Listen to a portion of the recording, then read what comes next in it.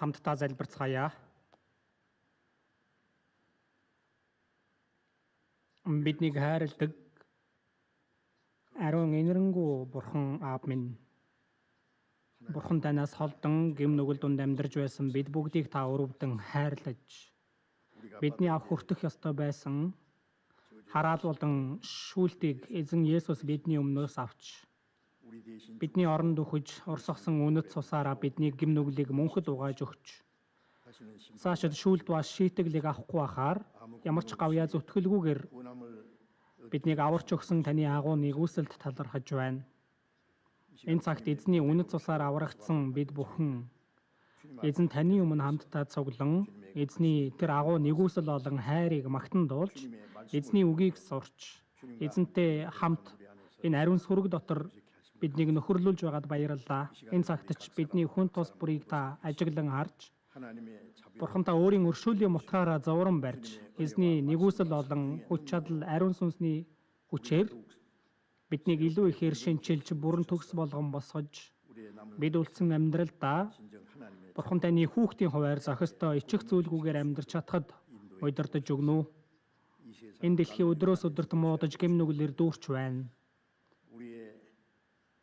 Бид өөрсдийн сэтгэл хүчээр энэ хормоо ертөнцийг ялч чадахгүй. Зөвхөн эзэн таны нэгүсэл болон үг ариун сүнсний хүч чадлаар л дүүрэн байж энэ бүгдийг хормоо ертөнцийг энэ хүчийг ялж Бурхан таны хүүхдээр зохистой амьдрч Бурхан Аавд алдрыг өргөхөд та тусалнаа. Орон даяар байгаа манай чуулган дэлхийн олон чуулганууд хэцүү байдал донд итгэлээ сахин сайн мэдээг тарааж байгаа бүхий л ахын дүүст эзэн та өөрийн агуу нэгүсэл болон үг ариун сүнсний хүчээр хамт байж өгч мөн сайн мэдээг тарааж байгаа бүхий л ахын дүүст үг болон хүч чадлаар дүүргэж өгөөд олон сүнсийг эзэн тань руу удирдах авралт хүргэхэд Бурхан таны агуу үйл хэргийг биелүүлэхэд тусалж өгөөрэй. Энэ цагт оролцож чадахгүй байгаа ахын дүүс мөн өвчин зовлонтой ахын дүүс янз бүрийн хэцүү байдал донд байгаа хүмүүсийг нэг бүрчлэн Бурхандаа харж зохистой нэгүслийг буулгаж өгөөрэй. Цаг үед нь хэрэгтэй үгийг бидэнд өгдөг бидний явах ёстой замыг харуулдаг эзэн минь энэ цагт ч бидэнд илчлэхийг хүссэн өөрийн үг, өөрийн ариун хүслийг бидэнд ухааруулж удирдах өгөөрэй. Бидний эзэн Есүс Христийн нэрээр залбирлаа. Амен.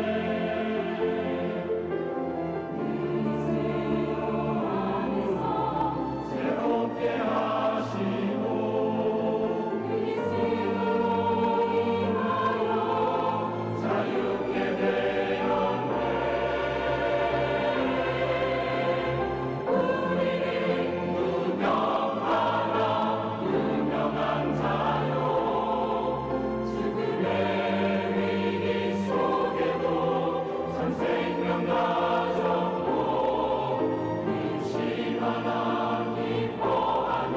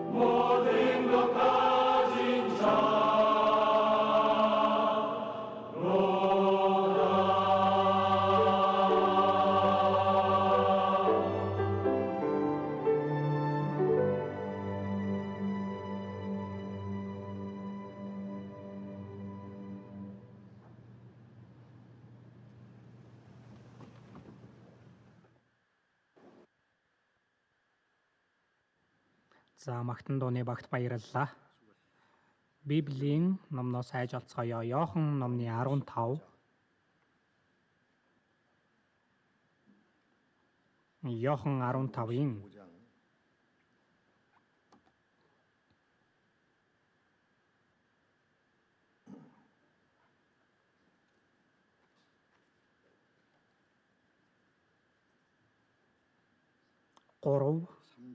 4-р ишлэлийг би уншийе. Миний та нарт хэлсэн үгээр та нар хэдийн цэвэр болжээ. Миний дотор оршихтун, би ч та нарын дотор оршино. Усан үзмийн модонд холбогдохгүй бол мөчөр өөрөөсөө жимс ургуулж чадахгүй адил та нар миний дотор оршихгүй бол тийм байх болно. Эзний өдөр үргэлжлүүлэн эзэн дотор оршдог амьдрал гэсэн сэдвээр үгнээс хэлж байгаа. Өнөөдөр ч гэсэндээ яг энэ сэдвээрээ эзэн дотор оршдог амьдрал 8 дахь удаагийн үгээ орж байна. Христэд итгэгч хүний амьдрал нэг үгээр бол эзэн дотор оршдог амьдрал гэж хэлсэн байгаа. Есүс та нар хэлсэн үгээр та нар хэдийн цэвэр болжээ. Эзний хэлсэн үгээр та нар хэдийн цэвэр болжээ. Сүнс цэвэр болжээ. Сүнс аврагдсныг хэлж байгаа. Аврагдсан хүнд миний дотор орших тун гэсэн байна. Би ч та нарын дотор оршино. Оршино гэж байгаа үг нь би эзэн дотор, эзэн миний дотор, эзэн болон бид хоёр нэг болж нэгдсэнийг хэлж байгаа үг юм аа. Иохан 14-ийн 20 дээрээс харах юм бол би эцгийн дотор, та нар миний дотор, би та нарын дотор байхыг тэр өдөр та нар мэдэх болно. Тэр өдөр гэж байгаа нь аврагдсан тэр өдөр бидний мэддэг зүйл байгаа. Бид эзний нэгүслийг ухаарч итгэж эзний тэр агуу хайрыг мэдсэн байгаа. Биднийг аварж өгсөн тэр үннийг мэдсэн. Тэгээд одоо Есүс Бурхан Аавын дотор байдаг шиг бид эзэн дотор байж эзэн миний дотор байгаа гэдгийг мэдхэд хүрсэн байгаа. Энэ бол гайхалтай үнэн. Энэ та бүхний ой тоонд бууж гинөө. Хүнтэй гэрлэх юм бол хоёр хүн нэг болдог. Хоёр хүн би чиний дотор, чи миний дотор гэд нэг болдог. Бодол санаа нэг болдог, амьдарж байгаа зориг нэг болдог, амьдралын арга нь ч үнэт зүйл нь ч адил болж нэг болдог. Бид аврагдсан гэж байгаа нь Бурханаас холдоод төөрсөн байсан бид аврагдаад зогсохгүй эзэнтэй нэгдэж байгаах нь. Тиймээс эзэн дотор оршдог амьдрал гэж юу вэ? Үгээр дамжуулан үргэлжлүүлэн сурах нь их чухал байгаа. Тэгээд бид эзэн дотор оршдог амьдралаар явах ёстой. Эзэн дотор оршиж амьдрдагсан жоо аль эсвэл гадна нь амьдрдагсан жоо бид яг аль талд нь байгаа вэ? Баттай болгох хэрэгтэй. Та нар миний дотор орших тун гэж хэлсэн. Энэ нь эзэн аврагдсан бүхий л Христэд итгэгч хүмүүст өгсөн эзний тушаал байгаа. Эзэн дотор миний дотор байх тун гэж байгаа. Иохан 15-ийн 7-г хамтдаа уншицгаая. 15-ийн 7 хамт уншийе. Та нар миний дотор оршиж, миний үгс та нарын дотор орших аваас та нар юу хүснээ гуй, тэгвэл та нарт биелэх болно. За энд Есүс Иохан 15 дээр эзэн дотор оршдог амьдрал үүнийг усан үзмийн модоор зүйрлсэн. Би бол усан үзмийн мод та нар мөчрүүд усан үзмийн мод болон мөчрийг салгах боломжгүй. Үр жимс ургуулах нь зориг байгаа. Энэ усан үзмийн модноос нь шууд ургахгүй. Тэр мөчрөөр нь дамжиж ургана. Энэ мөчр модноосоо салангад үр жимс ургуулж чадахгүй. Тиймээс бид эзнээс холдоод эзнээс ангид юу ч хийж чадахгүй. Эзэн ч гэсэндээ бидэнгүүгээр юу ч хийхгүй. Энэ их гайхалтай зүйл биш вэ гэж юу? Эзэн болон бид одоо нэгдсэн. Эзэн бид хоёр нэг болсон, зорилго нь нэг болсон. Бурханд алдрыг өргөх, үр жимсийг ургуулахын тулд бахан. Тиймээс өнгөрсөн удаа олон үгүүдээр дамжуулаад тайлбарлсан. Өнөөдөр 10 7 дээр гарч байгаачлан та нар миний дотор оршиж миний үгс та нарын дотор орших аваас. Та нар миний дотор оршиж миний үгс та нарын дотор орших аваас. Эзэн дотор оршино гэдэг нь эзний үгэн дотор байхыг хэлж байгаа. Үгэн дотор эзний үгийг ухаарч бид аврагдсан. Эзний үгийг ухаарч итгэж тэр итгэлээр бид үгэн дотор амьдрах амьдрал учраас миний үгс та нарын дотор орших аваас гэж хэлсэн байгаа. Тэгээд эзний үгэн дотор байдаг амьдрал. 1-р Тесалоник 2:13 дээрээс харах юм бол та нар биднээс Бурхны үгийг хүлээн авахдаа үүнийг хүний үг бос харин итгэдэг та нарын дотор ажилдаг Бурхны үнэн үг гэж байгаагаар нь хүлээн авсан. За тийм ишлэл байгаа. Элчнэр Бурхны үгийг дамжуулсан. Сонсож байгаа хүмүүс нь тэр үгийг хүний үгээр бос энэ ертөнцийн алдарт суутай үгээр биш харин Бурхны үгээр хүлээн авсан. Үнэхээр тэгсэн гэж байгаа. Бид Бурхны нэгүслийг ухаарч Бурхны үгийг байнга сонсож байна. Үгийг сонсож, үгийг ухаарч, үгийг дагаж амьдардаг. Тиймээс энэ үг итгэгч хүмүүсийн дотор ажилдаг. Тэр үг бидний сэтгэл болон бидний амьдралыг өөрчилж, Бурхны хүслийн дагуу амьдрахад хүргэдэг. Тиймээс миний дотор оршиж, миний үгс та нарын дотор орших аваас. Бид Библийн үгийг үргэлжлүүлэн сурахдаа Бурхны үг юу вэ? Бурхны хүсэл юу бол? Би яаж амьдрах ёстой бол үүнийг ухаардаг үсттэй. Тэр үгийг ухаарч шууд мартдаг уу? Үгийг сонсоод мартагч бас харин хэрэгжүүлэгч байж түүгээр байдаг нь үйлстэй өрөөгдөх болно гэсэн байгаа. Үгийг сонсоод мартах юм бол тэр Бурхны үгийг үр ашиггүй болгож байна. Бурхны үгийг энэ нь үл тоож байгаа гим нүгэл болно. Сонсоод мартагч бас харин хэрэгжүүлэгч бай. Бид Библийг сурдаг зорилго нь Бурхны нэгүсэл болон хайр, тэр Бурхны амлалтанд итгэж зогсохгүй бидэнд өгсөн үгийг үйлдэхийн тулд байгаа. Сонсоод мартах бас харин хэрэгжүүлэгч бай. Тэгвэл түүгээр байдаг нь үйлстэй өрөөгдөх болно гэж хэлсэн байгаа. Бурхны үгэнд дуулууртай байгаа тэр хүнд Бурхны өрөөл амлагдсан байгаа хан. Тиймээс бид үгийг сонсоод ухаарч үгэнд дуулууртай байснаар Бурхны бидэнд өгдөг тэр өрөөлийг нэг нэгээр авдаг байгаа юм аа.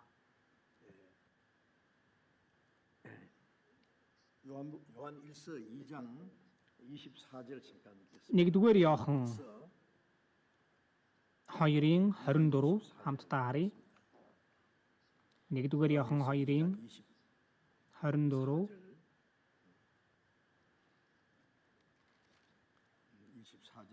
24-25-ыг би уншия. Эхнээсээ сонсон зүйл чинь та нарын дотор байг. Эхнээсээ сонсон зүйл чинь та нарын дотор байвал та нар мөн хүүгийн болоод эцгийн дотор байх болно. Энэ бол түүний бидэнд амласан амлалт болох мөнх ам. Биднийг авраад бидэнд мөнх амийг өгсөн эзэн бид Бурхны нэгүслийг ухаарсан тэр өдөр эхнээсээ сонссон зүйл чинь гэсэн. Энэ нь аврагдах үеийг хэлж байна. Колосой 1:6-г харах юм бол энэ сайн мэдээ та нарт хүрчээ. Энэ нь бүх дэлхийд өсөж үржим сургуулж байгаагаад Бурхны нэгүслийг сонсоод үнэхээр ухаарсан тэр өдрөөс гэж байгаа. Бурхны нэгүслийг сонсоод ухаарсан тэр өдрөөс эхлээд бид эзний үгийг дагаж амьдрах амьдрал эхэлсэн байгаа. Эхнээсээ сонссон зүйл чинь та нарын дотор байг гэсэн. Эхнээсээ сонссон зүйл гэж байгаа нь Бурхны нэгүсэл болон биднийг аварсан тэр Бурхны амлалт байгаа. Тэгээд аврагдан гут бид Бурхантай амиар холбогдож байгаа мөнх амийг аваад зогсохгүй бид Бурхны үгийг дагаж амьдрах амьдрал ихэлсэн байдаг. Тиймээс эхнээсээ сонссон зүйл чинь та нарын дотор байг гэсэн. Үгийг сонсоод аврагдаад зогсоогүй аварж өгсөн Бурхны нэгүсэл ба тэр үг, тэр үннийг сэтгэлдээ байнга байлгаж уг миний сэтгэлийг захирах ёстой гэсэн үг байна. Эхнээсээ сонссон зүйл чинь та нарын дотор байвал та нар эцгийн болон хүүгийн дотор байна. Үгэн дотор байх нь Есүс дотор, Бурхан Аав дотор байгаа гэсэн үг болно гэсэн үг байна. Харин үгээс хол байх нь эзнээс хол байна гэсэн үг. Эзэн өөрөө үг учраас биднийг аварсан эзэн бидэнд амласан зүйл энэ байна. Энэ нь мөн хэм юм аа гэсэн байгаа. Бидний гим нүглээс аваад зогсоогүй. Бидэнд мөн хэм болон Тэнгэрийн хаанчлалын алдарт найдварыг өгсөн эзэн одоо үлдсэн амьдрал дунд маань бидэнтэй хамт байгаа. Биднийг хамгаалж, бидэнд тусалж, биднийг удирддаг. Бидэнтэй хамт байгаа нь үг бахан. Иохан 1:1 дээр эхэнд үг байсан. Бурхан байсан гээгүү үг байсан гэсэн. Энэ үг нь Бурхан байсан. Бурхан хүний өмнө гарч ирэхдээ нүдэнд үзэгдэхээр гарч ирээгүй. Бурханыг харсан хүн гэж нэг ч байхгүй. Есүс Бурхан хүний дүр төрхөөр ирсэн нэгэн шүү дээ. Хинч хизээч Бурханыг хараагүй. Шавнар нь Есүсээс эцгээ бидэнд харуулаач гэхэд намайг харсан нэг нь эцгийг харсан. Гэтэл эцгийг яаж харах вэ гэсэн байдаг. Есүсээр дамжуулан Бурхны нэгүсэл юу болохыг, Бурхны хүч чадал юу болохыг, Бурхны хайр юу болохыг тэр Бурхан Есүсийн амьдрал болон үгээр дамжуулан илэрсэн байна. Тэр Есүс явсан. Одоо харин Бурхныг яаж харах вэ? Үгээр дамжуулан. Үг нь Бурхан байсан гэсэн байгаа. Энэ үг болох Бурхан махан биеэр ирсэн нэгэн нь Есүс. Иохан 1:1 дээр үг нь махбод болж ирсэн гэж байгаа. Энэ нь эцгээс цор ганц төрөгчийн алдар бөгөөд нэгүсэл ба үннээр дүүрэн юм аа. Тэр эзэн бидэнтэй хамт байгаа. Бидний нүдэнд харагдахгүй байгаач эзэн бидэнтэй хамт байгаа. Тиймээс эхнээсээ сонссон зүйл чинь та нарын дотор байг. Энэ нь Бурхны нэгүсэл болон аврагдах үеийн тэр үг байна. Тэр үг та нарын дотор байг гэж байгаа. Би аврагдаад одоо 63 дахь жилдээ явж байна. Яг дундуур нь юу болж ирснийг нарийн тодорхой бодож утсан ч санагдахгүй зүйлс олон байдаг. Зарим үед ганц Библиэ бариад л 4 гаруй жил их завгүй явж исэн. Хаана хонж юу идэж явсан нэг сандаггүй. Мэдээж их өлсөж байсан. Их бэрхшээл хүндрэл байсан. Гэхдээ их гоё байсан. Эзэн хамт байгаа болохоор сайн бодогддоггүй. Гэхдээ яг аврагдах үед болсон үйл явдал тэр үг өчигдрийн үйл явдал шиг маш тодорхой, их хачирхалтай биш байна гэж үү? Аврагдаа зогсоогүй, аврагдсны дараа яаж амьдрах ёстой вэ гэдэг талаарч гэсэндээ ухаарсан үе. Тэр үе маш тодорхой санагддаг. Тэр үгэнд хөтлөгдөд өдийг хүртэл амьдарч ирсэн нь баталгаатай байдаг. Тиймээс эхнээсээ сонссон зүйл чинь эхнээсээ сонссон үг чинь та нарын дотор байг гэж байгаа хан. Тэр үг бидний дотор байна гэж байгаа нь үг бидний сэтгэл болон амьдралыг өөрчлөөд удирдаад захираад явна гэсэн үг байна. Тэгэх юм бол үгэн дотор байх нь та нар миний дотор байвал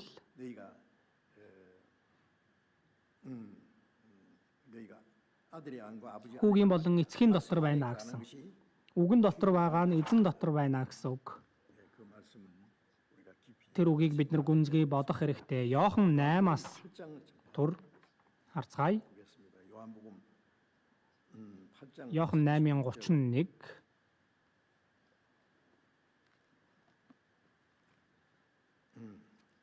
Иохан 8:31-ийг Есүс өөрт нь итгэсэн юудэчүүдэд Хэрв та нар үгэн дотор минь байвал үнэхээр миний дагалдагчид байна. Тэгээд та нар үннийг ойлгож үнэн та нарыг чөлөөлнө гэв. Есүс Израилийн газар нутгаар явхад Есүсийг эсэргүүцсэн хүн ч байсан, Есүсийг дагангаа үгийг сонсож итгэсэн хүмүүс ч байсан. Тиймээс 30 дугаар ишлэлээрээс харах юм бол ийм айлтгахт нь түүнд олноороо итгэв гэсэн байгаа.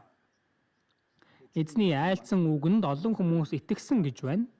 Гэтэл Есүс өөрт нь итгэсэн юудэчүүдэд хандаад өөрт нь итгэсэн юудэчүүдэд айлтгахдаа хэрв та нар үгэн дотор минь байвал үнэхээр миний дагалдагчид байна. Яагаад энэ үгийг хэлсэн бол үгийг сонсож баярлаж итгэсэн хүмүүс байсан. Гэхдээ хэсэг хугацааны дараа тэр итгэлээсээ яваад өгсөн хүмүүс ч гэсэндээ олон байгаа. Эзэн урьдчилаад мэдж байгаа ахна хэрв та нар үгэн дотор минь байвал гэсэн байгаа.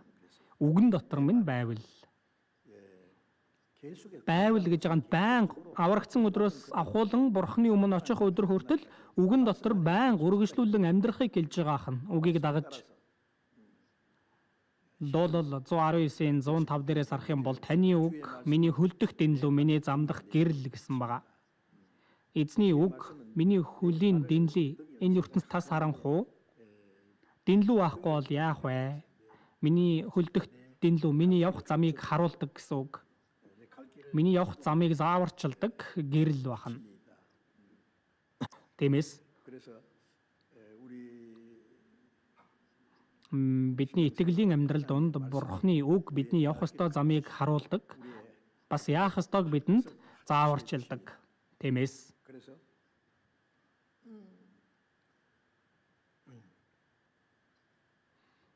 өөрт нь итгэсэн юудэчүүдэд хэрв та нар үгэн дотор минь байвал үнэхээр миний дагалдагчд байна. Итгэх нь итгэж байгаа. Гэхдээ одоохондоо тэр хүмүүс үнэхээр жинхэнэ дагалдагчд нь биш байна.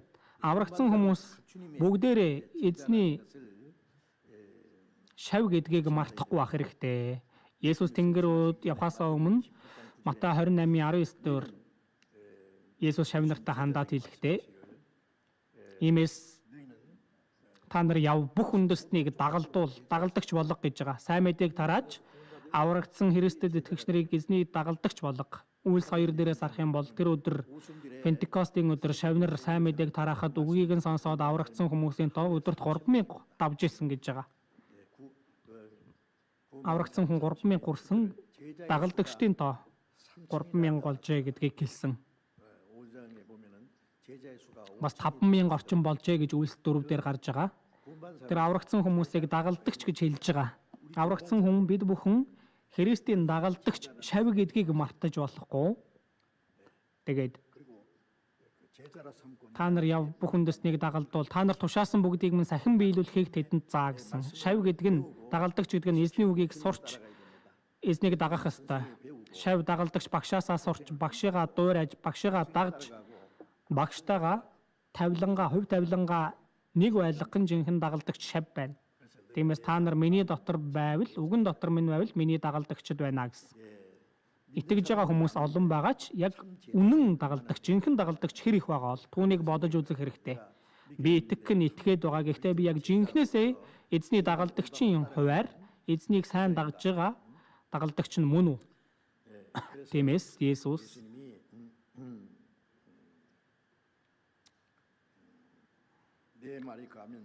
та нар үгэн дотор минь байвал үнэхээр миний дагалдагчд байна. Тэгээд та нар үннийг ойлгож үнэн та нарыг чөлөөлнө. Эзний үгийг зөвөр мэдэж итгэн дагж байгаа хүмүүс тэр үнний улмаас чөлөөлөгдсөн баахна. Чөлөөлөгдөнө гэж байгаа нь махан биеийн эрх чөлөө биш, харин гин нүглээс чөлөөлөгдөх, бүхий л энэ хүндрэлтний эрх мэдлээс чөлөөлөгдөх, сэтгэлийнхээ айдас болон түгшүүрээс чөлөөлөгдөх, санаа зовнил, санаа алдалтаас чөлөөлөгдөхийг хэлж байгаа. Тэгээд та нар үннийг ойлгож үнэн та нарыг чөлөөлнө. Үнэн гэж байгаа нь эзэн бахан. Эзэнтэй ч илүү ойртож, эзнийг зөвөр таньж мэдхэд бид сэтгэлдээ хэлхийн аргагүй, үгээр илэрхийлэхийн аргагүй эрх чөлөө болон амар тайвныг олох боломжтой. Тиймээс эзэн бол үг бахнэ. Эзэн дотор байна гэдэг нь үгэн дотор байхыг хэлж байна. Үгэнд хөтлөгдөн амьдрах амьдрал байж таарах нэ. 2 дугаар Иохан номноос харцгаая. 2 дугаар Иохан.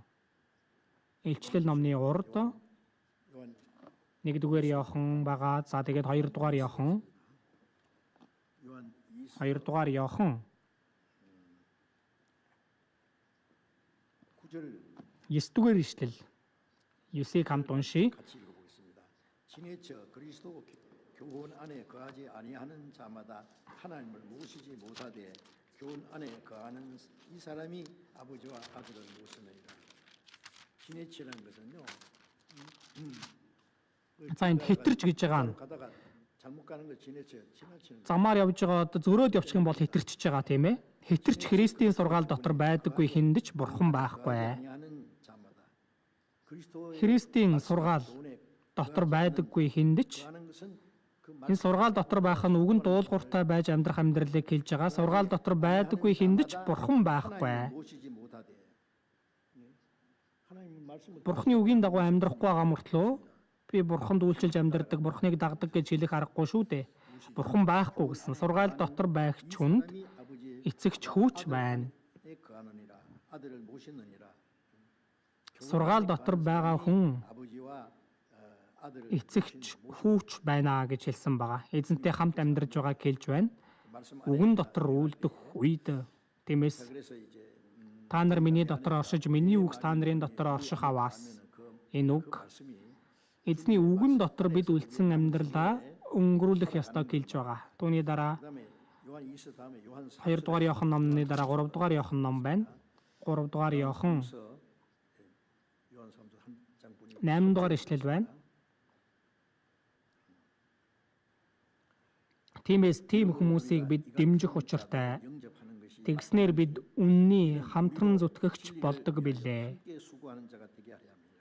Энэ үг ямар утгатай вэ гэвэл 앞에 이제 구원받은 이후에 аврагсны дараа элч нараар зогсохгүй итгэгч энгийн хүмүүсийн дундад сайн мэдээг тарааж ирсэн хүмүүс олон байсан. Иерусалим тавчлага өрнсөн учраас тархсан хүмүүс энэ тэнд сайн мэдээг тараасан. Сайн мэдээг тарааж авсан тэр хүмүүс хэн нэгэн амьдралд нь тусалдаг байсан ч юм уу, цалин өгдөгч байсан юм уу, тийм юм могт байгаагүй. Тиймээс 그래서 долоо дээрээс нарах юм бол 저희가 учир нь тэд харийнхнаас юу ч авалгүй 나가서 안다는 말은 복음을 전하는 것. нэрийн төлөө явцгаас юм аа. 또 받지 아니합니다. Сайн мэдээг л тарааж явсан. Гэтэл тэд үүнийхээ төлөөсөнд юм аваагүй. 그러니 Тиймээс ямар их хэцүү байдал зовлон байсан болоо. Илч Паул хүртэл үнэхээр тэгж сайн мэдээг тараасан ч гэхдээ 은이나 금이나 алт мөнгө хувцас унарт шунаагүй гэж хэлсэн байдаг. 내가 이 손으로 Харин өөрийн гараар ажиллаж 동행에 쓸 것을 당했다. 아무에게도 누를 хиндэж дарамт болохгүй тулд өдөр шөнөгүй ажиллаж байсан гэсэн тэр агуу илч Паул хүртэл өөрийнхөө гараар ажиллангаа Коринтод очиход Приска болон Акул гэдэг хүнтэй уулзаад юудэ хүмүүс тэр айлда байнга майхан оёх тийм ажлыг хийж ирсэн. Тэр үе тийм юм хийж ирсэн юм шиг байгаа. Ажиллангаа сайн мэдээг тараасан мэдээж Илж Паул үргэлж ажил хийж ирсэн юм биш. Боломж гарангуут ажил хийж ирсэн. Хиндэж дарамт болохгүй тулд гэж хэлсэн байгаа. Тиймээс анхны чуулганы үед элч нараар зогсохгүй сайн мэдээг тарааж ирсэн хүмүүс олон байсан. Тэд эзний нэрээр эзний сайн мэдээний төлөө явж харийнхан сайн мэдээг тараасан гэхдээ юу ч аваагүй. 그들은 Тэд хаана хонож, унтаж, юу идэж ууж явсныг түүнийг нь даах хүү амтан гэж байгаагүй. Тиймээс бид тийм хүмүүсийг дэмжих учиртай гэсэн. 그렇게 해서 Ингэж сайн мэдээг 그 낙을 тараасан, 고난받는 зовж зүдэрсэн тэр түр суурь шиг хүмүүсийг дэмжих учиртай. Дэмжинэ гэж байгаа нь юу гэсэн үг вэ? Тэдэнд хэрэгцээтэй зүйлийг нь өгөх 할 걸 말하는 거예요. гэдгийг хэлж байгаа хам. 이 같은 Тиймээс тийм хүмүүсийг бид дэмжих учиртай. Дэмжинэ гэж байгаа нь зөвхөн үг хэлээр л за сайн яваараа, эрүүл сарвал байгаараа гэж байгаа юм биш. Тэдэнд тус нэмэр болохыг хэлж байгаа хам. 다른 번역에는 그게 잘 설명이 되어 있는데 이런 우리로 진리를 위하여 함께 Тэгснээр бид үнний хамтран зүтгэгч болдог үлээ. Сайн мэдээ тарааж байгаа хүн тусалж байгаа нь үнний төлөө хамтран зүтгэж байгаа явдал бахнэ. Сайн мэдээг тарааж байгаа 수고하는 것은 하나님을 хүнийг эсэргүүцэж байгаа нь бурхныг эсэргүүцэж байгаа явдал, сайн мэдээ тарааж байгаа хүнийг хүлээж авч дэмжиж байгаа нь эзэнд бас тийм хандж байгаа явдал гэж хэлсэн байгаа. Хамтдаа сайн мэдээний төлөө хөдөлмөрлөж байгаа хүн байх нь зөвхт хүний нэрээр хүлээн авах юм боловч зөвхтхүний шагналыг хүлээн авнаа. Сайн мэдээг тарааж байгаа хүнд туслах нь тэр сайн мэдээ тарааж байгаа ажилд оролцож байгаа, хамтран зүтгэж байгаа гэсэн үг болно. Тиймээс аврагдсны дараа энэ сайн мэдээний төлөө бид хийх ажил байдаг. Сайн мэдээ тараах хүнээр зогсохгүй бүхий л ахан дүүс чуулган дотор эзний төлөө, сайн мэдээний төлөө бидэнд бүгдд нь хийх юм байдаг. Надад ямар ч хийх юм байхгүй. Үнэхээр хийх юм байхгүй юу? Чуулган дээр оцсон чинь надад ямар ч өөрчлөлт байхгүй штэ. Зарим хүн живсаанын болцсон байна, зарим нь эмэгтэй зөвлөгч байна. Манай чуулганд байхгүй л дээ эмэгтэй зөвлөгч. За янз бүрийн үйлчлэлүүд, дүүргийн ахлагч, эсгийн ахлагч гээл тийм үйлчлэлүүд байна. Гэтэл надад юу ч байхгүй гэд хийх ажил байхгүй гэсэн үг үү? Энэ бол буруу бодож байгаа. Ямар нэгэн байдлаар миний хийж чадах юм байгаа. Бид эзний өдөр юм уу семинар дуусах юм бол хардаг уу? Семинар дууслаа, үг дууслаа, ахан дуус яаж байна? Цэвэрлэгээ хийх гээд ямар их завгүй байдаг вүлээ. Танхимаач цэвэрлээд, нойлооч цэвэрлээд, их цэвэрхэн болгож арчаал шүүрдээл. Хэн нэгэн тулгсан болохоор хийж байгаа юу? Энэ бол өөрийн хүчээр чадах зүйл. Тиймээс хайгаад үзвэл надад хийж чадах юм байгаа. Надад ямар ч хийж чадах юм байхгүй гэх аргагүй бахна. Би ч эзний төлөө, сайн мэдээний төлөө, чуулганы төлөө үйлчлэл юу ч бай хийж чаднаа. Тэгэхээр үгэн дотор байх амьдрал бахна. Тиймээс эзэн дотор оршно гэдэг нь эзэнтэй нэгдэж, эзэнд найдаж, эзэнд итгэж, эзний төлөө амьдрах амьдрал бахна. Тэгээд эзний үгэнд дуулууртай байж, бурхны хаанчлалын төлөө хөдөлмөрлөн зүтгэж амьдарж байгаа хүмүүс. Тэр үг юу вэ? Залбирлыг нь бурхан сонсноо гэсэн. Иохан 15-ын 7-ыг дахиад харах юм бол та нар миний дотор оршиж, миний үгс та нарын дотор орших аваас та нар юу хүснээ гоё. Тэгвэл та нарт биелэх болно. Та нар миний дотор оршиж, миний үгс та нарын дотор орших аваас. Өөрөөр хэлбэл эзний үгэн дотор дуулууртай амьдрал гэсэн үг. Юу хүснээ гоё. Тэгвэл та нарт биелнэ.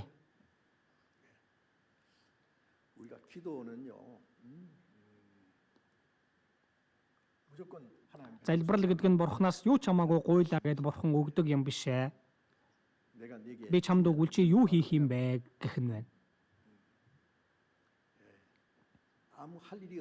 Ямар ч хийх юмгүй хүнд бол бурхан тослохгүй. Юуны улмаас яах гэж тослох вэ? Бурхан тослохгүй учраас юу ч хийхгүй байгаа учраас бурхан тэр залхуу хойрог хүнийг тослох уу? Бурхан ажиллаж байгаа хүнд нь хийх ажлыг нь ч өгдөг, идэх хоолыг нь ч өгдөг гэсэн байгаа. Тиймээс миний дотор оршиж, миний үгс та нарын дотор орших аваас. Эзний үгэн дотор бид амьдрахад та нар юу хүснээ гоё. Тэгвэл та нарт биелэх болно. Юу гуйх вэ? Энэ ертөнцийн хүмүүс шиг махан биеийн хүрч байгаа зүйл, махан биеийн амжилт ч юм уу сайн сайхан тийм зүйлийг гуйхгүй. Аврагдсан хүн эзэнд үйлчилж, эзэнд дуулууртай байж, эзний хүслийн дагуу амьдрахын төлөө, бурхны хаанчлалын төлөө юм хийхийн тулд түүнийгээ бурханд хандан гуйж залбирдаг бурхан тэр залбирлыг сонсож, тэр залбирлыг биелүүлж өгнө. Юу хүснээ гоё, тэгвэл та нарт биелэх болно. Ямар гайхалтай амлалт вэ? Айл гэрт тэр жоохон хүүхдүүд хүртэл аав ээжийнхаа үгэнд сайн ордог хүүхэд байна, үгэнд ордоггүй хүүхэд гэж байна. Үгэнд ордоггүй хүүхэд юм өгөөч гэвэл эцэг эх нь баяртай сэтгэлээр дуртай явахгүй. Үгэнд ч ордоггүй мөртлөө юм гуйж ивэл. Харин баян үгэнд ордог чих зөөлөн хүүхдэд малах гурваас арах юм бол өөрт нь үйлчилдэг хүүгээ хүн өршөөдгийн адил бид тэднийг өршөөх болно. Өөрт нь үйлчилж байгаа хүнд хайрлаж тусалдаг. Бид эзний үгэн дотор эзний төлөө амьдрах юм бол бидний залбирлыг бурхан сонсно. Залбирал одоо бэрд үзүүлж байгаа юм шиг шидэт таягаар тугтаг гэвэл биелдэг юм биш ээ. Бид яагаад залбирдаг вэ? Бурхны төлөө амьдрахын тулд. 하나님의 Бурхны мэрэгүү ухааныг авч, Бурхнаас эр зоригийг авч, Бурхнаас хүчийг авахын тулд, Бурхны алдрын төлөө амьдарч чадахын төлөө Бурхан туслах ёстой. Үнэн дээр бид итгэлээ сахихын тулд ч юм уу эзний төлөө амьдрах нь бидний хүчээр бол боломжгүй. Эзэн туслах хэрэгтэй.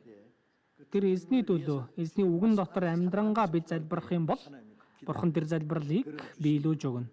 Эзэн бидний залбирлыг 들어주시기를 сонсохдоо дуртай байх нэгэн. Йохан 15-ын 5장 16-г 6절을 15-ын 16 6절을 хамт уншийе. Та нар намайг сонгоогүй, харин би та нарыг сонгосон. Та нарыг явж жимс гаргаж, ур жимс чинь үрд байгаасаа гэсэндээ би та нарыг томилсон. Ингэснээр та нар нэрээр минь нэцгээс юу ч гуйсан тэр та нарт өгөх юм. Есүс шавнартаа та нар намайг сонгоогүй, би та нарыг сонгосон гэж хэлсэн. Мэдээж одоо Есүсийн томилсон 12 шавч юм уу элч нарч байхгүй. Эзэн гэхдээ томилдоггүй юу, томилдог. Биднийг аварсан эзэн аврагдсан хүн болгоныг чуулган дотор эрхтний үүргийг гүйцэтгэх гэхээр томилсон. Гэхдээ ингэснээр та нар 가서 явж хаашаа вэ? Энэ ертөнц рүү явах ёстой сайн мэдээг аваад. Аврагдсан хүмүүс л хоорондоо цуглаал, маханд дуулаад залбираал нөхөрлөөл. Мэдээж баяр хөөртөөч энэ гадаа байгаа аврагдаагүй хүмүүсийг яа гэж байгаа юм бэ? Бид ам хамхаад байж ивэл сайн мэдээг тараахгүй бол хэн ч аврагдахгүй. За би зарим хүмүүсийг харахад зарим хүмүүс гэж байгаа нь жоохон асуудалтай сүм чуулгануудыг харах юм бол өөр хоорондоо бол их баяр хөөртэй, сонирхолтой. Гэхдээ сайн мэдээг тараадаггүй. Тэгвэл амьдарч байгаа зорилго нь юу вэ? Луг 15:7-г харах юм бол нэг нүгэлтэн гэмшвэл 99 зөвхт хүнээс илүү баярлнаа. Хэдийн аврагдсан 99 хүн найр наадам хийхээс нэг хүн аврагдахад нь Бурхан илүү хүсдэг, түүнд баярлдаг. Бид мэдээж аврагдсан хүмүүст цуглаад нөхөрлөөд баярлаж хөөрөх энэ бол хэрэгтэй. Гэхдээ үүгээр зогсож болохгүй. Аврагдаагүй хүмүүст сайн мэдээг тараах ёстой. Та нарыг явж энэ ертөнц рүү явах ёстой хан сайн мэдээг тараахын тулд та нарыг явж жимс гаргаж гэж байгаа нь. Жимс хоёр төрлийн үр жимс байгаа. Галаат 5:22-23-ыг харах юм бол сүнсний 9 үр жимс. Энэ бол хувийн амьдралд ургах үр жимс байгаа. Энэ ариун сүнсний үр жимс ч бидний амьдрал донд гарцаагүй биелэгдэх ёстой. Ариун сүнсний үр жимс бахан тэр бол сүнсний үр жимс бол хайр, баяр баясгалан, амар тайван, төвчээр, инрэл, сайхан сэтгэл, итгэмжит чанар, дүлгүүн зан, өөрийгөө захирах гэх 9 зүйл байгаа. Бид аврагдаад ариун сүнсийг дагаад амьдрал энэ үр жимс аяандаа ургана. Гэхдээ түүнээс илүү чухал нь түүнээс дутхааргүй үр жимс нь бид сайн мэдээг тарааж аврал төрөх нь бас үр жимс бахан. Тиймээс илч Паул 어떤 사람 말하면 그들은 이방인 중에서 처음 익은 열매다. 아시아에서 처음 익은 열매다. Азийн анхны үр жимс юм а гэж хэлсэн байдаг. Хүн болгон аврагж байгаа нь үр жимс болж байгаа. Усан үзмийн мод, усан үзм мургуулна. Христэд итгэгч хүмүүсээс Христэд итгэгч хүн бас гарч байх ёстой ахна. 그래서 과실을 맺게 하고 또 너희 과실이 Үр 항상 있게 하여. жимс гаргаж үр жимс чинь үрд байгаасаа гэсэндээ би та нарыг томилсон. 과실을 맺고 Жимс гаргаж жимс чинь үрд байгаасаа гэж байгаа нь. 그 하나님 Тэр бурхны сайн мэдээг тараагаад 일어나고 순종하는 그 모든 생활을 тэгээд дуулууртай амьдрах, энэ амьдрал үргэлжлэх ёстой гэдгийг хэлж байгаа. Зарим үед сэтгэл санаа сайхан байх үед хичээнгүй байгаа л тэр сэтгэл байхгүй бол унтарчихдаг, юу ч хийхгүй. 것도 안 하고 Энэ бол Христэд итгэгчийн амьдрал биш.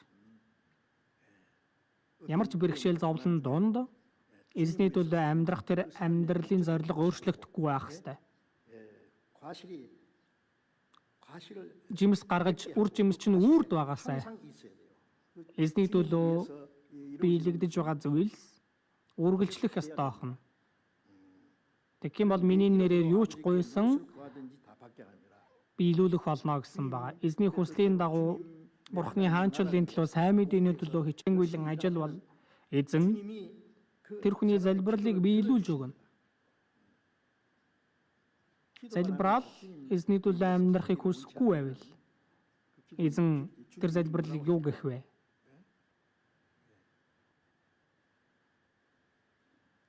Бид Бурхны алдрын төлөө Бурхны хүслийн дагуу биш бол залбирал биш юм аа.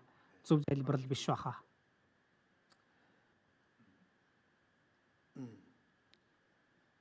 Иохан 14-аас харцгаая. Иохан 14, 4장 13 Иохан 14-ийн 13 дугаар эшлэл 13 14-ийг хамт уншийе. Та нар нэрээр минь юу ч гуйсан эцэг хүүгээр алдаршуулгадахын тулд би түүнийг үйлдэнэ. Та нар нэрээр минь юм гуйвал би түүнийг чинь үйлдэнэ. 내 이름으로 무엇이든지 내게 구하면 내가 시행하리라. Энэ үгийг харах юм бол 얼마나 ямар баталгаатай эзний амлалт вэ? Та нар нэрээр минь юу ч гуйсан 무엇이든지 구하면 내가 시행하리라. Бурхан үйлдэнэ гэж байна. Юу ч гуйсан 구하면 주님이 эзэн түүнийг үйлдэж биелүүлнэ гэж байна. Гэхдээ 그런데 энэ залбирал үнэхээр яг үнэн сэтгэлийнх үү гэдэг нь чухал. 기도는 정직한 자의 마땅히 인- 바르다. Зөв шудраг хүн залбирах хэрэгтэй байна. 거짓이 없는 마음에서 나오는 기도. Зохис хуурам сэтгэлээс гарч байгаа залбирал, өөрийн махан биеийн хүслийн төлөө, махан биеийн амар тайвны төлөө хийж байгаа залбирал. 하나님 Энэ нь эзний хүслийн төлөөх залбирал биш байна. 내 이름으로 Миний нэрээр юу ч хамаагүйгүй. 무엇이든지라는 그 무엇 우리의 육신의 소욕이 무엇이든지 Энэ махан биеийн маань бүх хүсэл биелнэ гэсэн үг биш. Бид Бурхны хүслийн дагуу үйлдэй гэвэл түүний төлөө хийж байгаа залбирлыг юу ч байсан биелүүлнэ. 이는 아버지로 하여금 Энэ нь эцэг хүүгээр алдаршуулгадахын тулд гэж байгаа. 하나님은 Бурхан бидний залбирлыг биелүүлэх нь Бурхны баярладаг зүйл. 우리가 간구하는 것을 бидний 늘 기뻐하십니다. юм гуйсан зүйлийг биелүүлэхдээ баярладаг. 그래서 우리의 Тиймээс бидний бүхий л амьдралаар дамжуулан Бурхан алдаршуулгадахыг хүсэж байгаа. 내 이름으로 무엇이든지 Та нар нэрээр минь юу ч гуйсан 이 말씀 би түүнийг чинь үйлдэнэ. 구하면 시행을 백지 수표를 주면서 Цав цагаан чек 은행 주면 뭐든지 다 주고 үүнийг тэгээ банкнд өгвөл юу ч хамаагүй өгнө гэвэл ямар сайхан бэ? 내 이름으로 Нэрээр минь юм гуйвал би түүнийг чинь үйлдэнэ. 이거 뭐 Энэ бол 수표 хоосон чек өгж байгаагаас илүү гайхалтай хэрэг юм аа. Гэхдээ болцолтой.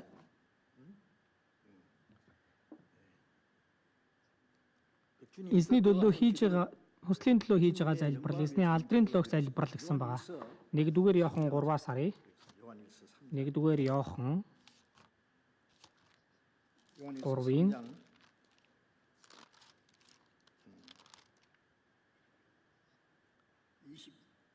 21절 21 22 хамт уншийе.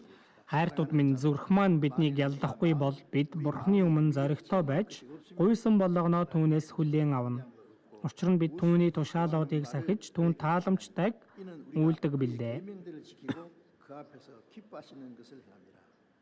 Хайртууд минь аврагдсан ахан дүүст хэлж байгаа үг бахан зүрх маань биднийг ялдахгүй бол гэсэн. 할 것이 없으면 Бид итгэлийн амьдралаар амьдрах явцад бид Бурхны үгэнд дуулууртай байх уууд байдаг. 그래서 이 요한일서 3장 1-р Иохан 3 дээрээс харах юм бол өмнө нь бас олон үгүүд гарч байгаа. Ахан дүүсээ хайрлах ёстой, ахан дүүсээ 사랑하는 것이 사망의 생 хайрлах нь амиас өхлөөс амь руу шилжсэний тэмдэг гээл. Хайрладаггүй харин үхэл дотор байна. 구원받은 Аврагдсан хүний аврагдсан гэдгийг нотлохоо юу вэ? Аврагдсан хүнээ таньдаг. Ахан дүүсээ таньдаг, баярладаг, ахан дүүсээ хайрладаг, ахан дүүсээ 사랑해요. хайрладаг.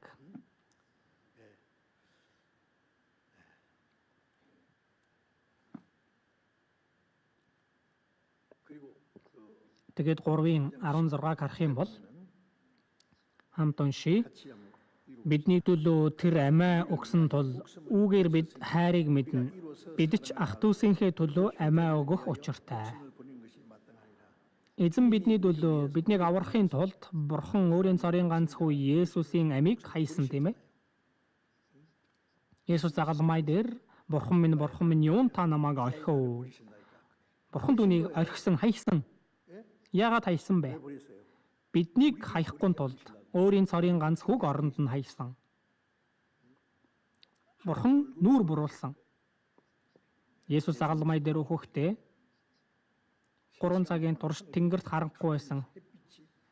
이 해가 빛이 Энэ нар гэрлээ алдсан. Энэ газар дөргсөн, газар хөдөлсөн. 하늘도 Тэнгэрч уулж, газарч уйлж байсан.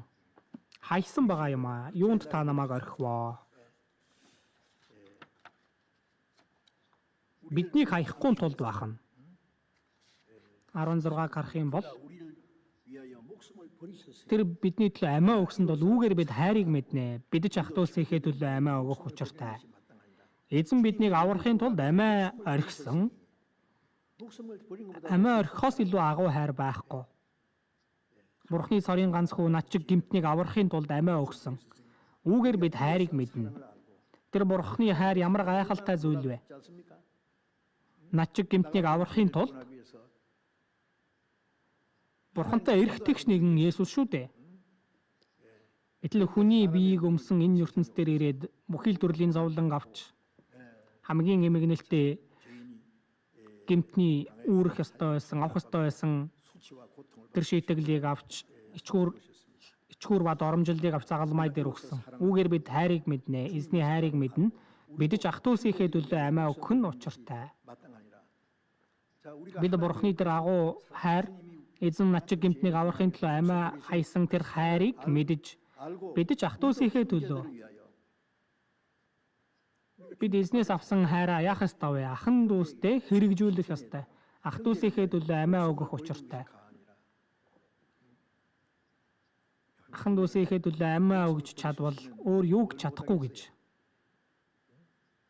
Ахан дүүсийнхээ 형제 자매라고 하면서 좀 많은 문제가 있어도 дунд нэг жоохон асуудал багтал маргалдаал, хувиа бодсон сэтгэлээс болоод үзий ядаал хоорондоо хохирохгүй гээл. Тиймээс 형제를 위해서 목숨을 хүн энэ ах トゥ усийнхээ төлөө амиа өгч чадах уу? Бид ч 형제를 위하여 ах トゥ усийнхээ төлөө бид Бурхны үгэнд дуулууртай байж эзний хүслийн дагуу амьдрах үед эзэн бидний төлөө өгсөн нь үгүй, дуулуургүй байх үед Бурхантай дайсан байхад 되었을 때에 бидний төлөө өгсөн. Аврагдсан ч аврагдсан ахан дүүсч итгэл баг байх үед махан биеийн дүр төрх харагдана. Тэглээгээд үзий ядаал зай байраал 그러면 тэгвэл энэ бол хайр биш байна. 1-р Тесалоник 2-оос харуул Илч Паул 성도들이 итгэгчдэд хандан их хүн хүүхдүүдээ асрах мэт зөөлөн байсан гэсэн. 보험으로만 아니라 목숨까지 주기 Амиа өгөхөд хүртэл бэлэн байна гэсэн. 데살로니가에 있는 형제 자매들 Тесалоникт байгаа ахан дүү сайн мэдээг тараахын тулд ямар их зовлон авч аврагсны дараач тэднийг үргэлжлүүлэн хайрлахад их хүн хүүхдээ асрах мэтэл зөөлөн байсан. Их хүн 엄마가 그 자기 хүүхдээ төрүүлээд, хөхүүлээд өсгөхөд ямар их хайрладаг вүлээ? Багаад шээгээд тэгжсэн ч арчиж цэвэрлэж өгөөл, уйлах юм бол тэвэрч өгөөл. 형제 자매 Ахан дүүс буруу юм хийлээгээд үзий ядаал, үзэлцэл, зай барайл. Энэ бол эзний хайр биш байж таарна тийм ээ. Бид ч ах トゥ усийнхээ төлөө амиа өгөх учиртай. Энэ үг нь ойлгомжтой гэсэн үг. Бид 우리 같은 죄인을 위해서 эзэн бидний төлөө гэмтэн байхад өгсөн. Бид ч ах トゥ усийнхээ төлөө 죽기까지 여기 목숨 амиа өгөх учиртай гэсэн. Ингэж чадах уу? 있을까요? Ах トゥ усийнхээ төлөө би оронд нь өгч өгч чадах уу? Бас бодож үзэх хэрэгтэй. Тийм сэтгэлтэй байвал өөр юг чадахгүй гэж. 17 гарах юм бол дэлхийн эд хөрөнгөтөөнийг нь ах トゥ угийнхээ гачигдлыг хараад түүнд тослох сэтгэл үл гаргавал түүний дотор Бурхны хайр яахан байх вүлээ гэсэн. 목숨 Амиа өгөх нь за болиё гэж бодвол ах トゥ усийнхээ төлөө гачигдлыг нь харсан бол гачигдлыг нь хараад туслах сэтгэл үл гаргавал 궁핍하고 어려우니까 болцсон байгаа юм байна. Туслая 그 마음을 гэсэн сэтгэлээ болиулчлаа. Энэ махан бие нь болиулчлаа. Энэ махан бие бол хувиа боддог. Аминч 형제자매는 ахан дүүстэй туслах сэтгэл байна. Гэхдээ энэ махан биеийн аминч сэтгэлээс болоод тэр сэтгэлээ үл гаргалаа. Тэгэх юм бол туслах сэтгэл үл гаргавал түүний дотор бурхны хайр яахан баах вүлээ. Хайрыг өгдөг, өгөөл байдаг, бүхнийг өгдөг зүйл. Эцэг эхэн үр хүүхдийнхээ төлөө хайрлахдаа өгдөг, бүгдийг л өгдөг. Юу ч өгөхгүй сармалдаггүй үсттэй. Үр хүүхдийнхээ төлөө өөрөө оронд нь өгч чадна. Бид ах дүүсийнхээ төлөө амиа өгч хүртэл чадна гэвэл энэ ертөнцийн эд баялагаар ах дүүсийнхээ гачигдалд туслах энэ сэтгэлийг гаргахгүй байж болох уу? Надад боломж нь байна. Ахан дүүс бол их хэцүү байдалд байна. Түүнийг би мэдвэл туслах хэрэгтэй. Гачиглыг нь хараад түүн туслах сэтгэл үл гаргавал түүний дотор бурхны хайр яахан баах вүлээ. Бурхны хайр байна. Энэ хайр булгийн усыг утгаад байвал утгаад байгаатай адилхан байнга хэрэглэх хэрэгтэй. Утгаал байвал тэндээс булгийн ус гарч ирээл. 안 보내면은 썩어버립니다. 사랑은 계속 Хайр бол байнга 남을 위해서 бусдын төлөө золиос гаргах нь хайр бахна. 하나님께 절대로 Бурханд захирагдан амьдарч байгаа хүн, 죽기까지 희생하는 사랑, өхөл хүртэл золиослж байгаа хүн, 동하는 사랑. 그 사랑이 우리 안에 дуулууртай байх амьдрал энэ хайр бидний дотор биелэгдэх ёстой. 18, 19-ийг хамт уншийе. Бяцхан хүүхдүүдээ бид үг хэлээр бус харин үйл ажил үннээр хайрлцгаая. 마음과 진실함으로 하자. Үүгээр бид үннийх болохоо мэдэж түүний өмнө зүрхээ тайтгаруулах болно. 또 우리 마음이 주 앞에 굳세게 하리로다. Бяцхан хүүхдүүдээ бид үг хэлээр бус. Үг хэлээр хэн чадахгүй гэж. Зарим хүн их сайн ярьдаг. Ярихыг нь сонсвол ганцаараа эзний төлөө амьдрал, ахан дүүсээ хайрлал, сайн мэдээний төлөө бүхнийг хийх юм шиг гэхдээ 그런데 сайн л ярьдаг түүний үр дүн байхгүй. 말을 잘 안 하면 Сайн ярьж ивэл үзий ядахгүй л дээ. Ямар сайн ярьдаг вүлээ. Гэхдээ үйлдэл үйл ажил байхгүй. Энэ бол хуурамч хоёр нүур. 말과 Үг хэлээр бос харин үйл ажил үннээр хайрлцгаая. 행함으로 Үйлсээр харуулж байгаа хайр бол жинхэнэ хайр. Сэтгэл багаад үгээр хайрлал. Гэхдээ үйлс байхгүй бол тэр бол жинхэнэ хайр биш, үнэн хайр биш. 행함과 진실함. Үйл ажил үннээр хайрлцгаая. 이로써 우리가 Үүгээр бид үннийх болохоо мэдэж, ингэж үйлснээр бид эзнийх гэдгээ мэднэ. Үнэнд 스스로 үннийх болохоо 우리의 мэднэ. 생활을 우리가 Бид өөрсдийгөө ажиглан харж, 나는 би хэр зэрэг эзэнтэй ойр байна вэ? Эзний хүслийн дагуу амьдарч байна уу? Эзний хайрыг хэр зэрэг биелүүлж байна? Үүнийг эргэж харах хэрэгтэй. Үг хэлээр бос. 사랑하지 말고 Харин үйл ажил үннээр 진실함으로 хайрлах үед бид 우리가 үннийх болохоо би үнэнд 진리에 속한 줄을 харьяалагдж байгаагаа өөрөө мэднэ. Тийм ээ? 그리고 Түүний өмнө зүрхээ тайтгаруулах болно. Эзний өмнө зоригтой байна гэсэн үг. Тиймээс 그래서 20 дээрээс харвал хамт уншийе. 같이 읽어봅시다. Зүрх маань биднийг яллах ямар ч зүйлд тэгэх болно. Учир нь Бурхан бидний зүрхнээс аваа бөгөөд бүхнийг мэддэг. 보냐. 우리 마음이 우리를 Зүрх маань биднийг яллах ямар ч зүйлд 양심에 тэгэх болно. Өөрөө өөрийгөө мөр чанартаа буруутгавал аврагдсан хэрэгстэд итгэгч хүн. Энэ ертөнцийн хүний мөр чанараас мөр чанар нь өөр. Энэ ертөнцийн хүмүүсийн мөр чанар байх нь байгаа гэхдээ тэр нь хуухлуулсан мөр чанар гэж байгаа. Мөр чанар нь 양심으로 яг цэвэр мөр чанараараа биш. Харин аврагдсан хүний хувьд аврагдах юм бол мөр чанар нь цэвэр болж байгаа. Сайн мөр чанар 하나님이 Бурханд өргөх гуйлт гэж байгаа. 세상 Энэ ертөнцийн хүмүүсийн мөр чанар, Христэд итгэгчийн мөр чанар 양심이 өөр. Бидний мөр чанар цэвэр болсон бахна. Бурхны хүслийг ялгаж мэдэж, Бурхны хүслийг 하고자 하는 мэдхийг хүссэн мөр чанартай болсон. Гэхдээ 우리가 말과 үг хэлээр бос үйл ажил үннээр хайрлах үед үүгээр бид үннийх болохоо мэднэ гэж байгаа. 진리에 속해 있구나. Бас 또 우리의 마음이 Зүрх маань биднийг яллахгүй бол Бурхны өмнө бид зоригтой байж, Бурхны өмнө зэмлүүлэх зүйлгүй байна. Эзний өмнө зоригтой байна. 기도하려고 눈 Залбирах гээл нүд анилаа.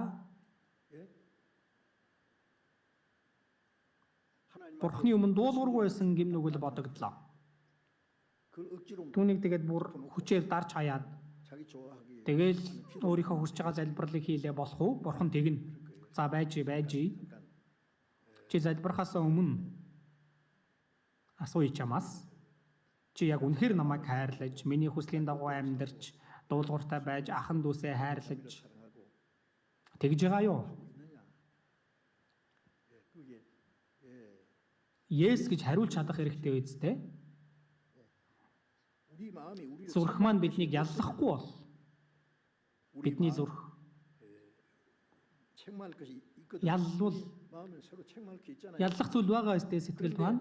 하물며 우리 마음보다 더 크시고 Тэгээ бидний зүрхнээс аваа бөгөөд бүхнийг мэддэг бурхан гэж байгаа. 우리가 Бид өөрсдийгөө буруутгах зүйлтэй байна. Эзэн гэтэл бүр илүү намайг сайн мэднэ гэсэн үг байна. 근데 그런 Гэтэл түүнийг дарж хайчаад залбираал ойл болох уу тэр.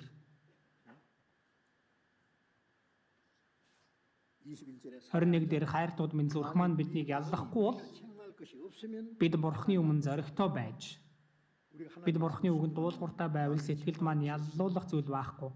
Яллуулах зүйл байхгүй байж явах ёстой. 책망을 있으면 Яллуулах зүйл байвал залбирч гимшиж үлдэх ёстой.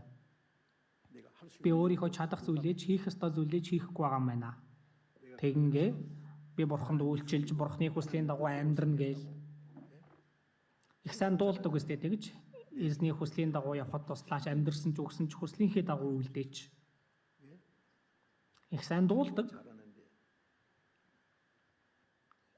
Эзэн та хүслээрээ үлдээч биш. Эзэн минь миний хүслээр үлдээч. 없어서 그렇게 Ингэж дуулах ёстой болов.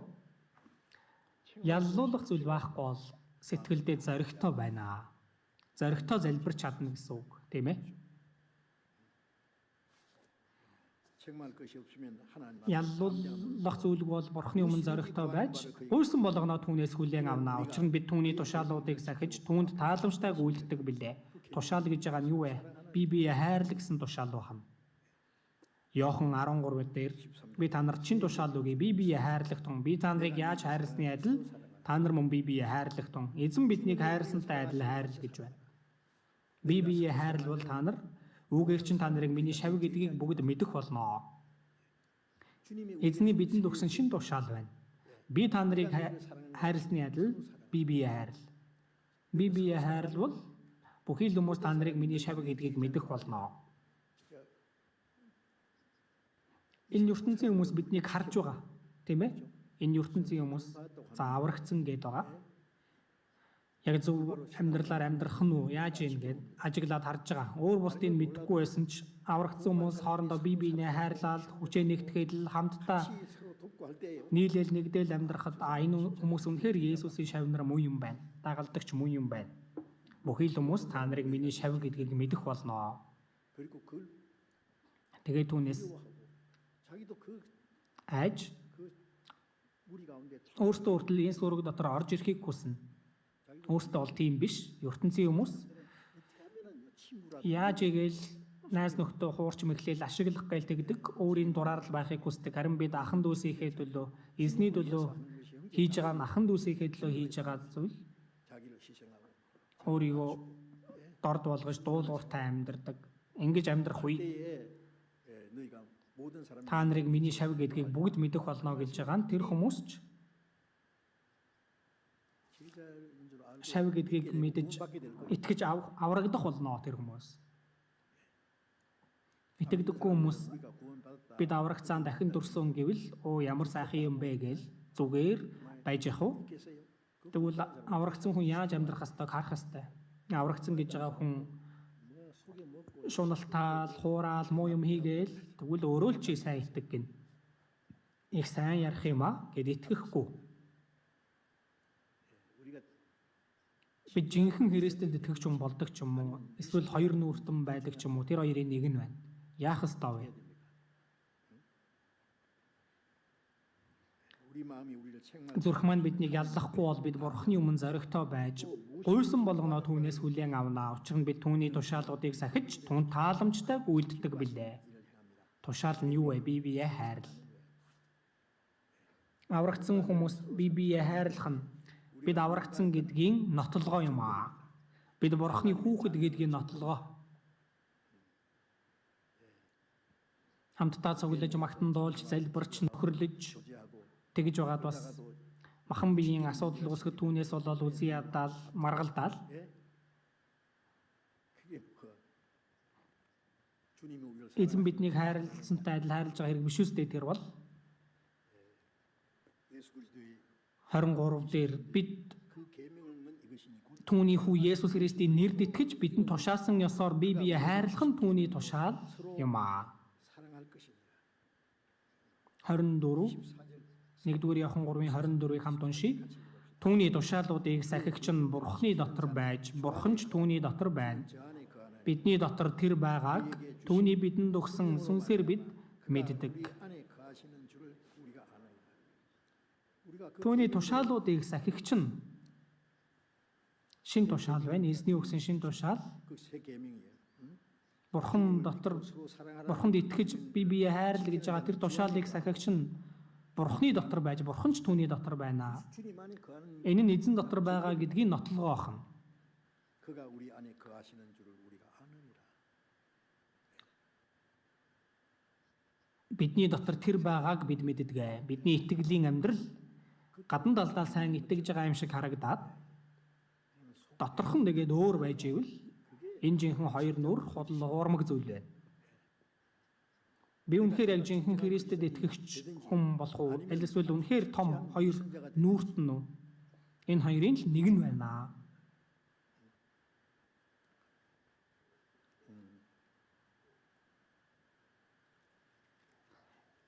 Нэгдүгээр Иохан 5-аас харъя. 5-ын 5장 14절 14, 15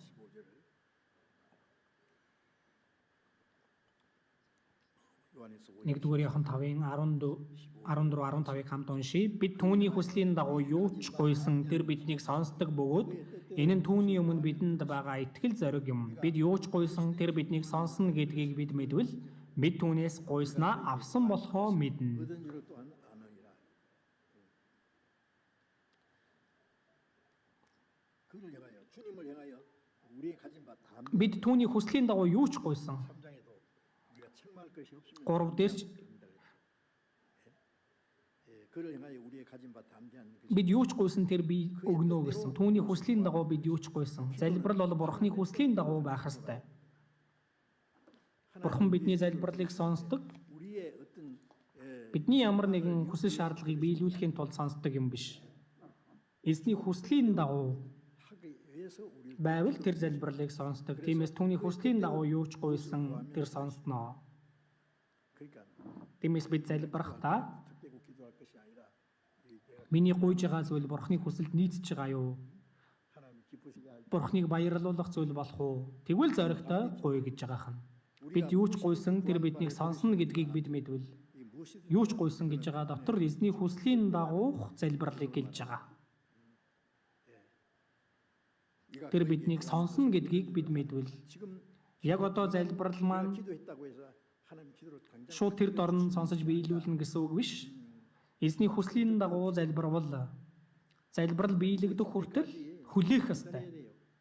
Тэр залбирал Бурхны хүсэлд зохистой үйл Бурхан ажиглан харж байгаад яг тохирсон цагт нь биелүүлнэ. Яг тэр дороо биелэгдэх залбиралч байна. Хэсэг хугацааны дараа биелэгдэх залбиралч байна. Зарим хүний хувьд 사람은 өвхөх нь өмнө залбирал нь биелэгдэх тохиолдолж байдаг гэж байгаа. Тиймээс 그래서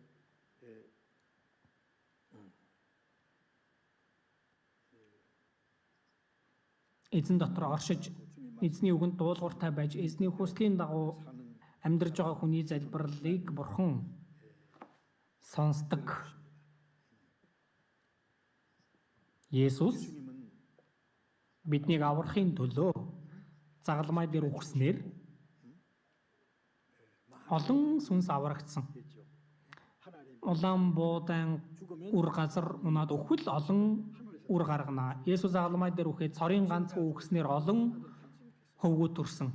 Еврей 2:10 дээрээс харах юм бол олон хөвгүүдийг цогж авахланд авчрахдаа 들어가게 하시는 일 이를 위하여 고난 энэ ажлын төлөө авралын эхлүүлэгчийг зовлонгоор гэж байгаа. 밀같이 죽은 것이 Өхөн зохистой гэж байгаа хан. 하늘의 미리 Буудаан үр газар унаад өхвөл олон үр гаргаж байгаа. 독생자가 희생해서 Цорын ганц хүү Есүс золиос болж үхснээр олон хүн аврагдсанаар бурхан далдар болсон. Бид 우리는 тэр Есүсийн араас 우리도 하늘 бас буудаан үр болоод 다른 өөр босод хүмүүсийг аврахын тулд 우리 бид өөрсдөө золиослох ёстой. 희생 Золиослж байгаа хайр, дуулууртай байгаа хайр 그것을 우리도 түүнийг нь ч бид нар дуурайх ёстой гэсэн үг бахнэ. Эзэн бидний төлөө өгсөн бидэж ах トゥ усийнхээ төлөө өгөх учиртай. 안 받은 사람은 Аврагдаагүй хүний төлөө ч би өөрийгөө золиослох учиртай.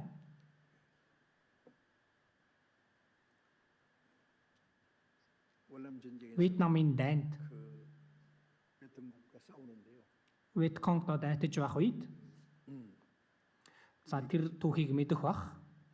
저기 던진 За гранат яг урд нь унсан байгаа юм. Олон хүмүүс байсан. Олон цэргүүд. Гэтэл 근데 түүнийг харсан нэг удирдагч нь за Ахмад 사람이 тэр гранатан дээр шууд өөрөө хэвцсэн байгаа. Тэгээд өөрөө дэлбэрээд 몸이 다 분해되고 죽었어요. тэгээд өгсөн. Бусад хүмүүс нь амьд үлдсэн. Бодитоор болсон үйл явдал. Дахиад нэг ийм үйл явдал болсон. Кангвандо 그래서 연습하고 бэлтгэл сургуулилтын үеэр нэг хүн санамсаргүй байдлаар граната шидсэн байгаа юм. Гэтэл яг хүмүүсийн өмнө тэр нь унаад бүгд үхэх шахсан. Гэтэл нэг хүн тэр хүн ч гэсэндээ Ахмад цолтон байсан. Үхснийхэн дараа тэр хүнийг цолыг ахиулсан байдаг. 자기가 Өөрөө үхснээр өөр босод хүмүүсийг аварж байгаа. Тиймээс Есүс 사람이 친구예요. нөхдийнхөө төлөө амиа зориулахаас илүү агуу хайр байхгүй. Та нар тушаасныг минь үйлдвэс миний нөхөд мөн гэсэн байгаа.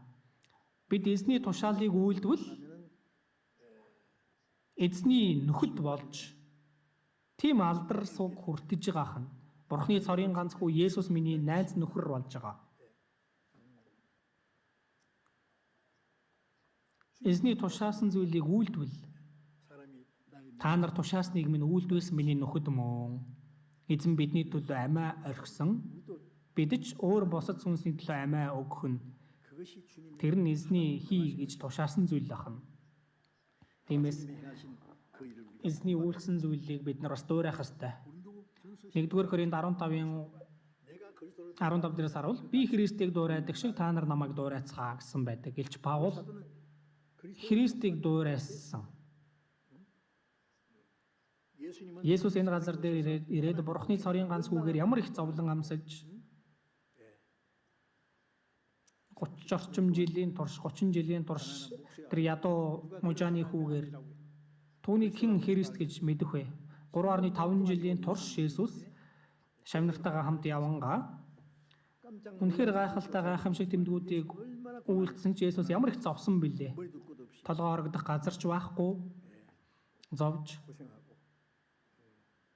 그리고 тэгээд эцэст нь гим нүгэлгүүдээр нэгэн гим нүгэлтнүүдийг аврахын тулд загалмай дээр хүж өгсөн. Илч Паул би Христийг дуурайдаг гэсэн. Энэ нь Илч Паул Есүсийг хавшигч хүн байсан. Дамаск 세계에서 Есүстэй уулзаад аврагдсныхаа дараа тэр цагаас эхлэн Ромд очоод сайн мэдээг тарааж агаад толгоогоо тасдуулан өөхөх хүртлээр Илч Паул зөвхөн Бурхны сайн мэдээг тараах ажил түүний төлөө өлсөд цангаж идэж чадахгүй даарж хөрж олон шоронд хоригдож ташуур дуулж нэг удаа чулуун чидүүлэн өөхөх шахаж Илч Паул би Христийг дуурайдаг шиг та нар намайг дуурайцгаа. Бид ч эзний 그 자체 тэр зовлонгийн уул мөрийг дагаж явдаг бахан, дагаж явах хэвээр. 우리도 Бид ч эзний зовлонгийн уул мөрөөр дагаж Илч Паул 사도는 Галаат 6:17 гарах юм бол 내 몸에 예수의 би биедээ Есүсийн оромнуудтай гэсэн. Ямар орон бэ? Зовлонгийн орон бахна. Есүс загалмай дээр 10시간 만에 돌아가셨지만은 바울 хэдэн цагийн дараа нас барсан. Харин Илж Паул насан туршдаа 길거리 댕기면서 날마다 죽노라 그랬어요. явангаа өдөр бүр өгдөг гэсэн байгаа. Ямар их зовсон бэ? Тэр Есүсийн зовлонгийн ул мөр тэр орон өөрийнх нь бийд байгаа гэсэн байгаа.